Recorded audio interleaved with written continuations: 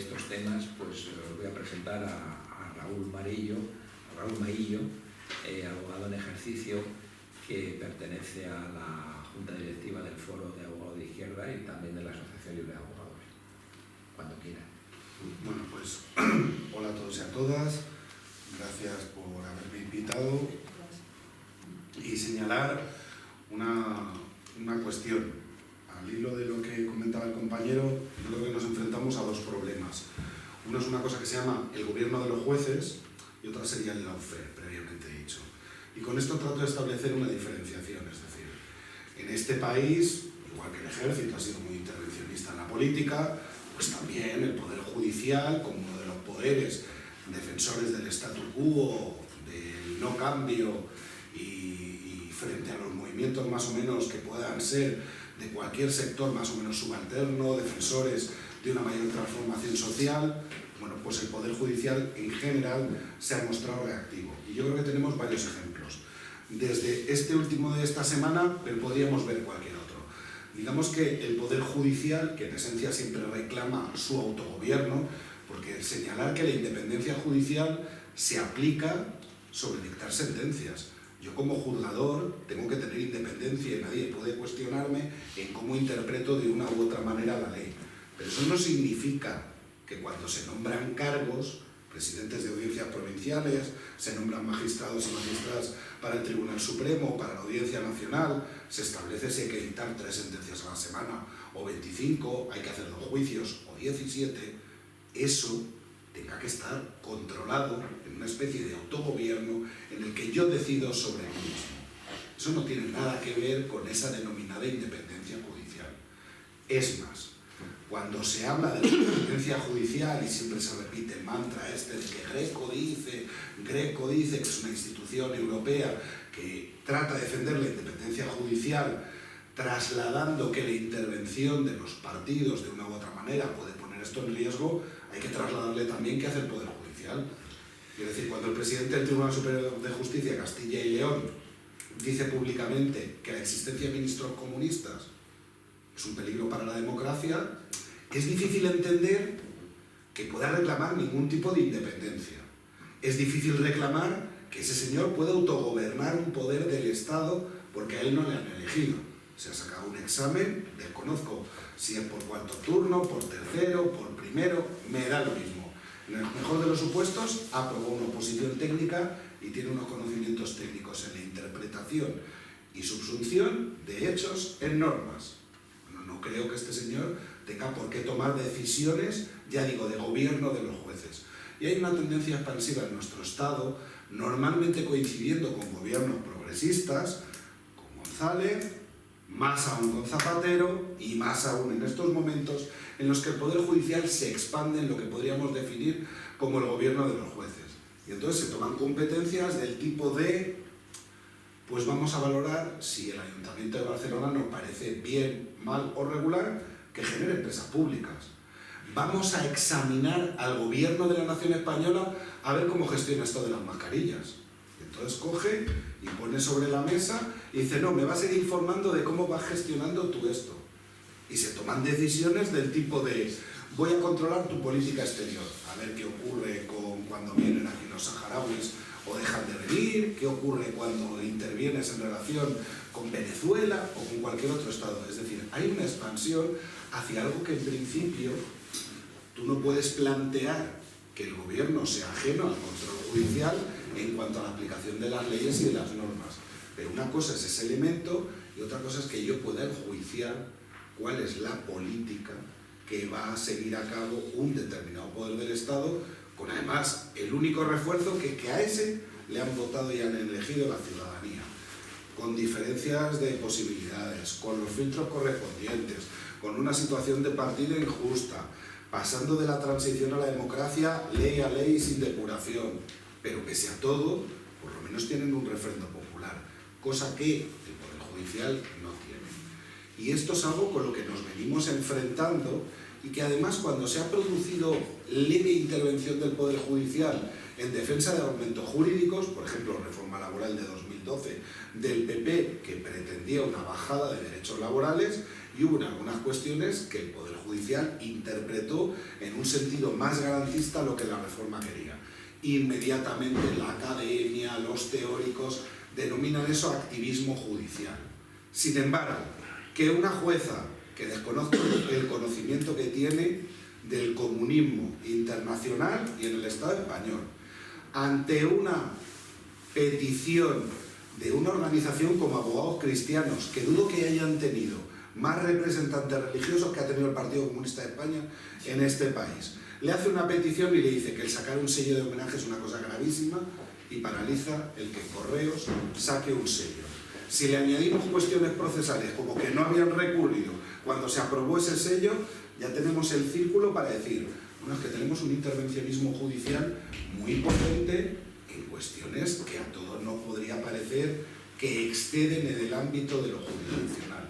Y yo sí que creo que ese es un problema con el que nos enfrentamos. Hay un intervencionismo judicial en el que se pretende intervenir sobre los poderes normalmente legislativos, no en un sentido de control de legalidad, sino opinando. Yo quiero valorar y entonces se deroga el artículo del Código Penal que se venía denominando como los piquetes violentos. Entonces hay jueces que dicen, muy bien, se ha derogado pues yo lo utilizo las coacciones. Dicen, no, pero es que esto es una opción del legislador. El legislador decide qué pena y qué no pena. Y ustedes subsumen los hechos en el Código Penal y en las normas que tienen. No dicen, como me ha cerrado esta puerta, pues ahora utilizo esta otra. Y yo creo que en esa línea se inserta, mezclado con el lawfare, lo que hemos vivido esta semana. Esta semana nos encontramos con que en elementos muy cercanos al lawfare empieza la derecha mediática en tromba a utilizar el término golpe de Estado, sin ambajes, sin pudor, sin rubor. El trío de color, las derechas más populistas o neofascistas, o las derechas más centroderecha, o con mayor tradición democrática o menos, se suman en bloque a la tesis y empiezan a repetir, tanto en tribunas en el Parlamento como en otros foros, el mantra del golpe de Estado, y entonces aparece el intervencionismo por la vía del Tribunal Constitucional.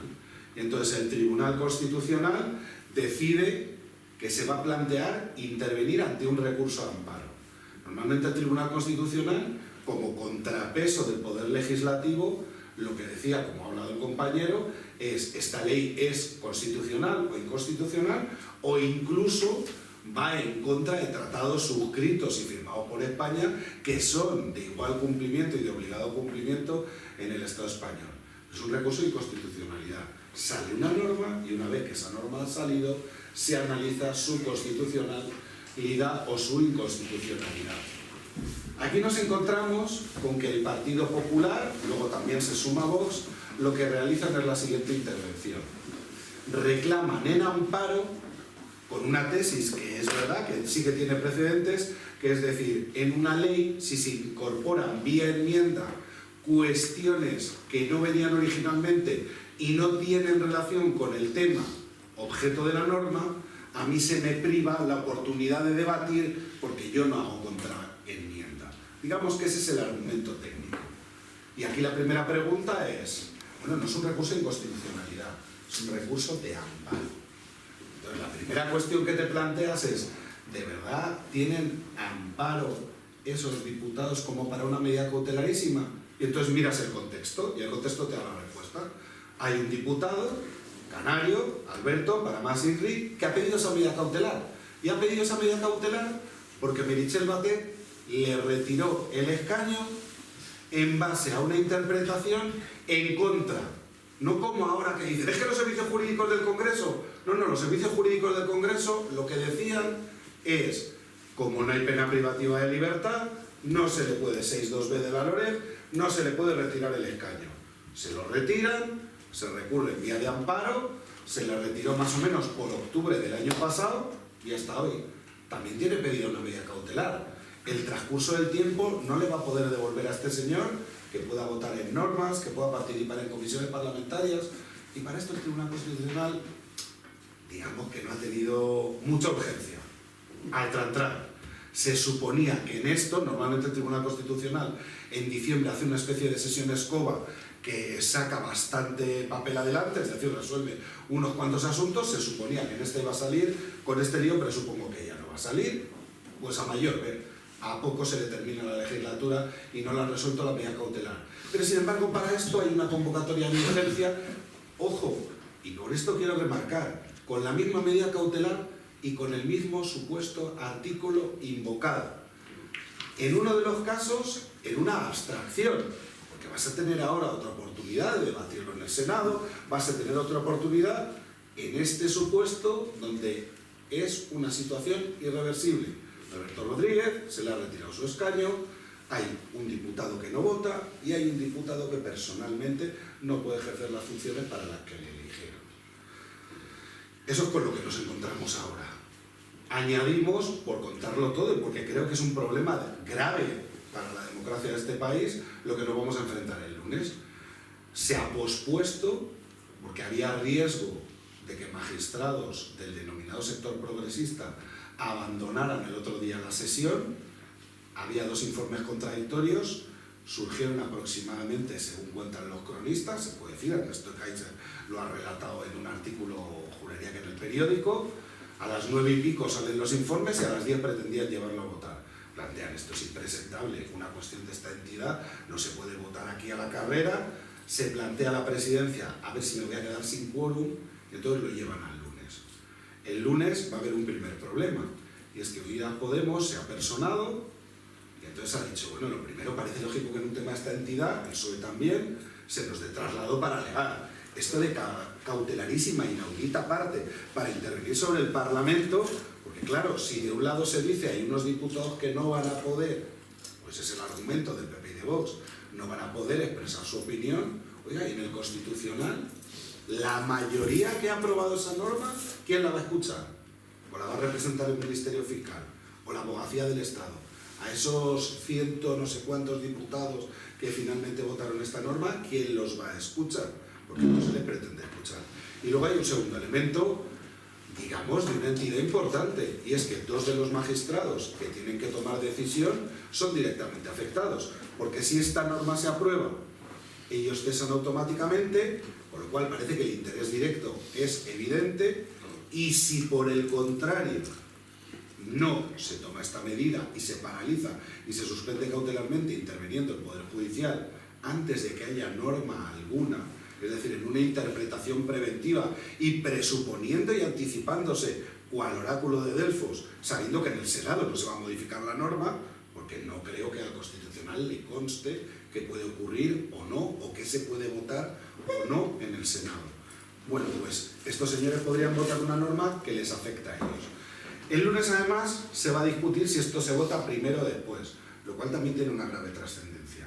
Y es, si se vota después, primero han votado suspender, o han podido votar suspender la tramitación parlamentaria, y luego votan si se tienen que abstener o hay que recusarles, lo cual como es poco presentable ante cualquier observador imparcial. No hace falta ser jurista para decir, si este señor y yo nos vemos afectados por la decisión que vamos a tomar, parece que primero tengamos que valorar si somos independientes o no, y cuando ya hemos decidido si nos tenemos que abstener o se nos tiene que recusar, a partir de ahí decidamos lo que tengamos que decidir. Bueno, pues esto entraría dentro de lo que digo que es ese expansionismo de intervencionismo judicial. Y el lawfare, por el contrario, sería la eliminación del enemigo político. Requiere algunos de los mismos elementos. Requiere un poder judicial presto y decidido a intervenir en política frente a determinadas corrientes normalmente progresistas que defienden a sectores subalternos y transformaciones más profundas de las que el propio sistema está dispuesto a admitir. Requiere un poder mediático potente que haga ruido con estos procedimientos y finalmente la consecuencia es que se persigue a enemigos políticos. A mí me gustaría, al margen de los casos muy conocidos de Lula, Dilma Rousseff, el propio AMLO en México, Kirchner en Argentina, Correa, Evo Morales, es decir, al margen de todos los supuestos que tenemos en América Latina, centrarnos aquí. Y aquí nos podemos encontrar con supuestos de lawfare, de manual. Y podemos encontrarnos además con supuestos. Quería hacer una breve mención porque yo creo que Enrique no lo planteaba, y es lo siguiente. El lawfare se empezó a utilizar por los militares norteamericanos precisamente en un sentido contrario, diciendo: nosotros que hacemos esto del ejército con eficacia, con disciplina, y vienen aquí esto, que si el derecho tal, el tratado cual, las convenciones no sé qué, esto es tratar de bloquear la actuación militar. Y así fue como empezó a surgir el concepto. Luego el concepto ha derivado en la intervención de la guerra judicial, de la guerra jurídica y, en definitiva, de utilizar el estamento judicial para intervenir en política. Yo voy a contar aquí un procedimiento, o voy a contar dos procedimientos de los que en uno he sido parte y en otro no he sido parte. Pero creo que los dos identifican muy bien cómo se produce el fenómeno. El primero es el de la jueza Victoria Rosell. Es una jueza que decide presentarse con Unidad Podemos y que, al hilo de su candidatura, empieza a urdirse toda una trama en la que se le abre un procedimiento, ella dimite, el procedimiento tiene gran repercusión mediática, se le acusa de corrupción, de haber dilatado procedimientos, en definitiva, de haber actuado como jueza en beneficio de unos intereses concretos determinados. Eso conlleva a eliminar a una diputada de gran prestigio, una magistrada de carrera, una jueza con un gran predicamento social y con un gran discurso y una gran capacidad de intervención social. Bueno, pues consigue arrinconarla. El procedimiento sigue, finalmente uno de los participantes de la trama aporta unas grabaciones, en esas grabaciones aparece toda la trama corrupta, que no era ella, sino contra ella, y que deciden fabricar las pruebas y que deciden ir contra ella. Finalmente, y en una excepción democrática en la que nos podemos enorgullecer, el señor Alba, anterior juez, está en prisión. No obstante, en esa trama salen más personajes secundarios que permiten esa trama, actuales magistrados que se encuentran en la Audiencia Provincial de Canarias, políticos de influencia y que aparecen en estas convenciones del PP que parecía que estaban retirados, políticos canarios del PP, pero que no lo están tanto. Bueno, ahí tenemos un supuesto en el que un procedimiento judicial pretende acabar con un enemigo político. Y hay otro supuesto en el que yo he participado en la defensa de un humilde compañero empleado de Podemos y responsable de la tesorería, y que es el conocido, podríamos decir, por la extrema derecha mediática y el Poder Judicial como el denominado caso Niñera.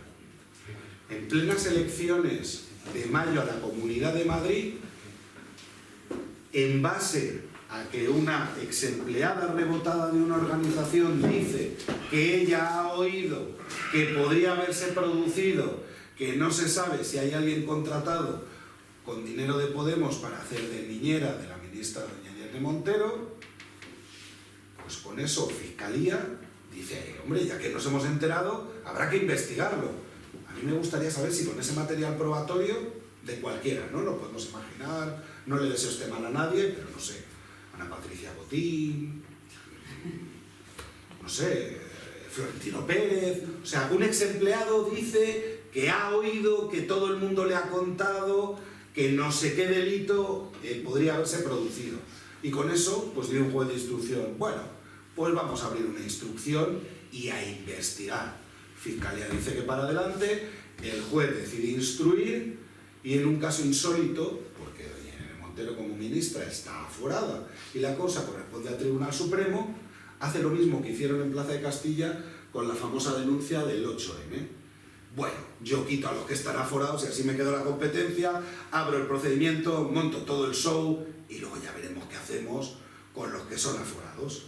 Es verdad que hay una doctrina del Tribunal Supremo que dice: oiga, si a usted le llega un procedimiento en el que hay aforados, puede investigar los hechos que están alrededor de, y luego ya con eso eleva lo que se llama la posición razonada, que es donde se analiza si se tiene que investigar o no a esta persona aforada.